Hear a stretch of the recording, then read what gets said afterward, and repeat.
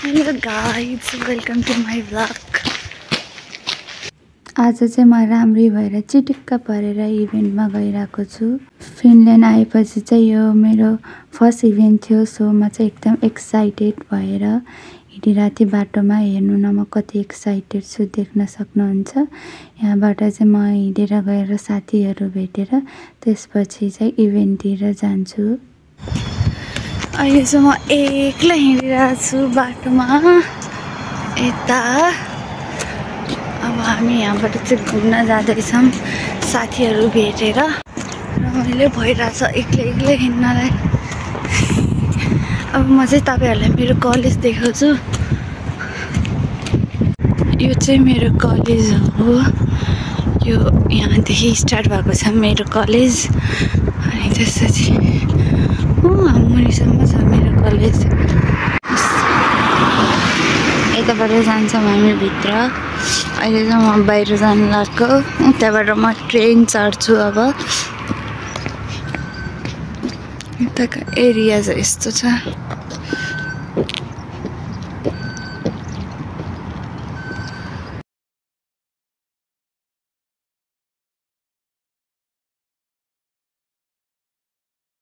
घाम लाग्यो भनेर यस्तो पातलो लुगा लाएर हिँडेको हिँड्नु पर्यो।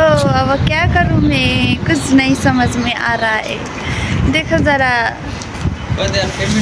ये मेरो साथी हो। आउँछ क्या, एकचोटि अफ गरेर अन गर न। हेलो गाइस, मसँग हुनुहुन्छ अनिता दिदी। आज चाहिँ हिउँ परेर चाहिँ यहाँ एकदम उमङ्ग छाएछ यहाँलाई। अनि अरू त ठिकै छ। हामी चाहिँ कफी फेस्टिभलको लागि जाँदैछौँ। अब ट्र्याक नम्बर 4 मा आउँथ्यो, थाहा छ ट्रेन? थाहा छ सबै थाहा। ल भाइ यहाँ आएको मान्छेको सडक धेरै आफूलाई कसले भन्छ है? फेरि कपाल स्ट्रेट गरेर को म त कपाल मिलाउँछु नि त।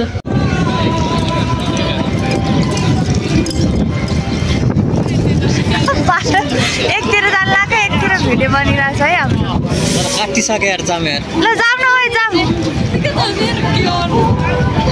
बाटोमा यस्तो यस्तो कार्यक्रम भइरहेको छ यतातिर। ल यहाँबाट खोलेको त। अब हामी यता जान्छौँ। त्यही भएर हामीलाई छरेर आउने। म चाहिँ उनीहरूलाई आर्कियोस्कीमा कुरेर बसेको यिनीहरूले। अहिले चाहिँ म हेलसिन्की आइपुगेँ, मेन ठाउँमा फिनल्यान्डको। फिनल्यान्डको मेन ठाउँ हो हेलसिन्की सिटी एरिया।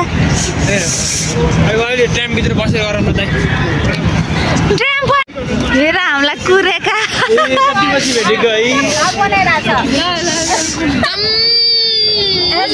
उसले अब युट्युबबाट 90 सेन्टको 90 सेन्ट हेरेको भनेर। अनि हामीलाई चाहिँ बिना टिकट आ भन्छ त। ऊ पनि त्यस्तै आएछ त। यस्तो बाग्ला बाग्ला लुगा लाएर आएर चाहिँ हेरेँ म जाडो भएर।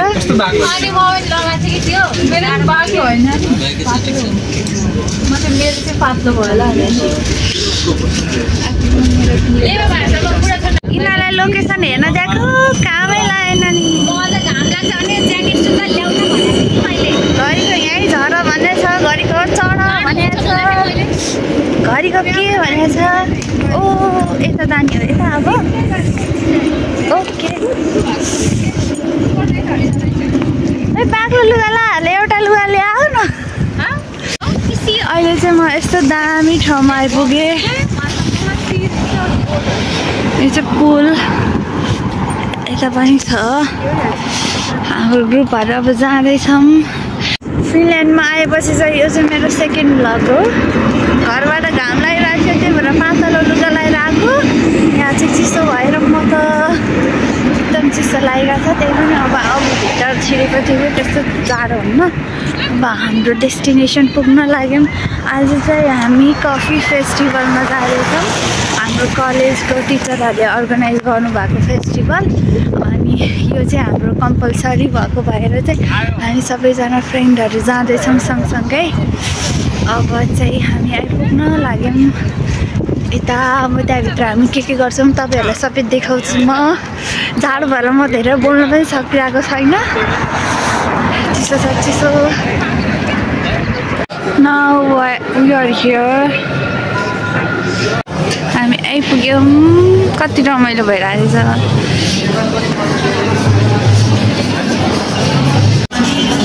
We are at the festival enjoying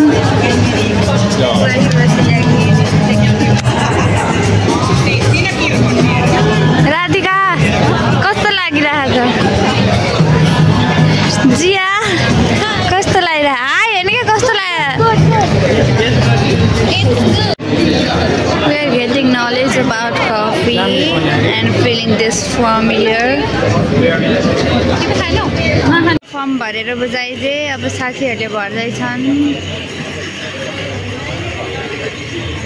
यहाँ चाहिँ फ्रीली चकलेट पनि खान पाइन्छ यी हामी लिएर खाँदैछौँ त्यसपछि उसले हालेको हेर्नु Jiya give me also thank you chocolate खानु जान्छ कस्तो मिठो मिठो है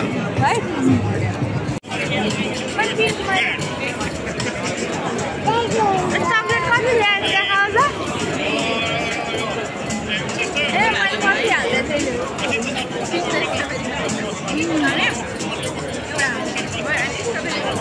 जाऊँ अर्को कट्न जाऊँ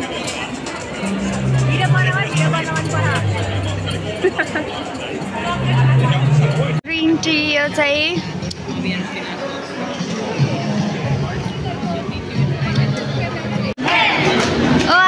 कस्तो दामी डान्स गर्दो रहेछ यार यिनीहरूले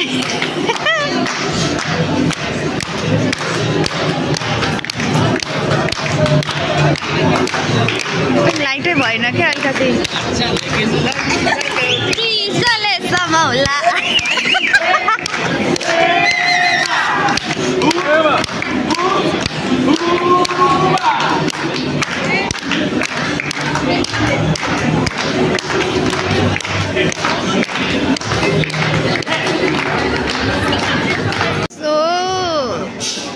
नमिठो आइसक्रिम है खा कि फ्याले कि टेस्ट गर्यो फ्याल्यो कफी लिएर के अब मैले कसरी खाने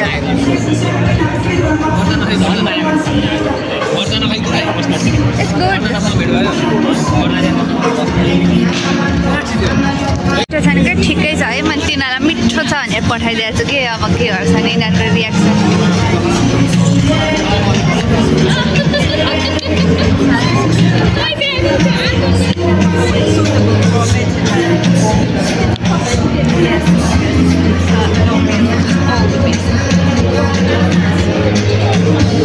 फ्रीमा हामी अब अर्को आइसक्रिम खाँदैछौँ पिस्तासीको यो होला कुन चाहिँ दामी मिठो छ